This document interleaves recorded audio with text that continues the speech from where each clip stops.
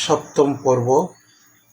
নিঃস্বার্থ মা ভালোবাসার অনলে তাহার হৃদয়ের দহন নিজেরই মাঝে করিয়া সংগোপন। মায়ার বাঁধনে জড়াইয়া ধরিয়া নিবিড় ভাবে আমাকে বুঝিতে চাহিলেন, দিয়া তাহার দেহ মন। দাঁড়াইতে গিয়া পড়িয়া যাওয়ার পরও আমি সম্পূর্ণ নিরাপদে যখন জানিতে পারিলাই, করুণাময়ের অপার মহিমায় মহাবিপদের হাত ছাড়ি থেকে যেন হাফ ছাড়িয়া বাঁচিলেন।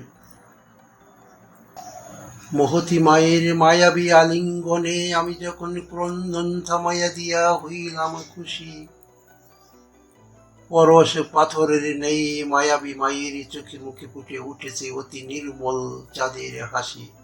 তৃপ্ত মা যেন আজ প্রতিজ্ঞাবদ্ধ, আমাকে রাখিবে সদা সর্বদা তাহার হাতের নাগাল। অমানিসার ভয়াল দরিয়ায়ও তীব্র সন্তরণে আগাইয়া নিবে শক্ত হাতে ধরিয়া পুত্রের হাল। মাতৃস্নেহের অদম্য প্রেরণায় পুত্রকে নিরাপদে রাখিতে এইভাবে করিলেন জীবন মরণ পণ। কি করে ভুলিতে পারিবে সেই অভাগা পুত্র ধন।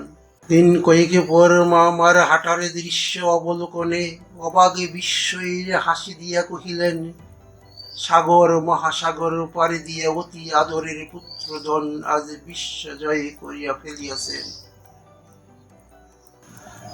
নানা আশঙ্কা সত্ত্বেও এই বিজয়ে উল্লসিত হৃদয়ে আমাকে ঘিরে মহাস্বপ্ন রাজ্য গড়িলেন। যেসব পাদুকা পোশাকে হাঁটিলে আমাকে রাজপুত্র মনে হইবে তাহা ক্রয়ের পণ করিলেন।